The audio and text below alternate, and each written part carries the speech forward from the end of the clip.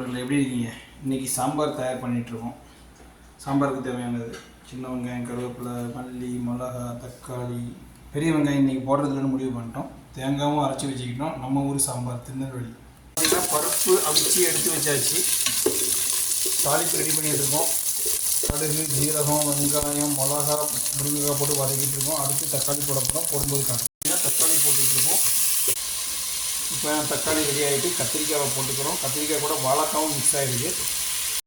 இப்போ கடைசியாக வெண்டைக்காவும் அவரைக்காவும் போட்டுக்கிறோம். நம்ம இதில் கேரட் மட்டும் இல்லை, பரவாயில்ல. இப்போ கொஞ்சம் தண்ணி ஊற்றி காய்கறியை ஒரு 10 நிமிஷம் வேக வச்சுக்கிறோம். மசாலா போட்டுட்டோம்.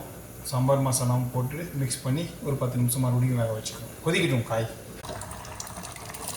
எல்லாம் ரெடி ஆகிட்டு மசாலாவோடு சேர்ந்து இப்போ டால் மிக்ஸ் பண்ணிக்கிறோம். மிக்ஸ் பண்ணி ஒரு கலக்கலாம். கடைசியாக கோகோனட்டையும் போட்டாச்சு. என்ன வரலன்னு பார்க்குறீங்களா? முன்னாடியே போட்டாச்சு. உங்களுக்காக டப்பா மட்டும் காட்டுறோம். ரெடி. பக்காவாக ஸ்மெல் வருது. கொத்தமல்லி போட்டு இறக்க போகிறோம்.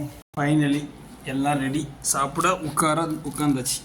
2 பேர் இன்றைக்கி. 2 பேருக்கு சோறு, சாம்பார், ஸ்பெஷல் அப்பளம், ஆந்திரா அப்பளம். ஃபைனலி பார்த்தீங்கன்னா சோறுலேயும் சாம்பார் போட்டாச்சு. எவ்வளோ கலர்ஃபுல்லாக இருக்குது பார்த்தீங்களா? இது செஃப் ஸ்பெஷல்.